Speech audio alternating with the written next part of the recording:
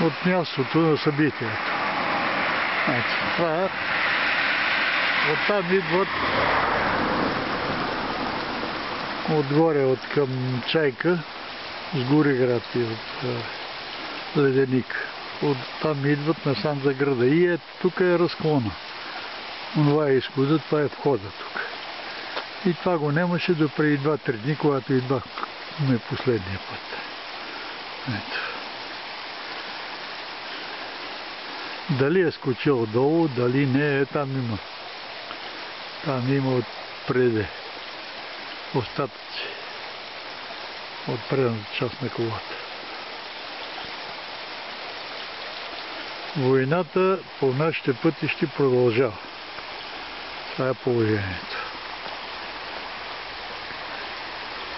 Тук не е имало насрещно движение, освен насрещно движение нещо да му пречило, това е парапетя на мостчето.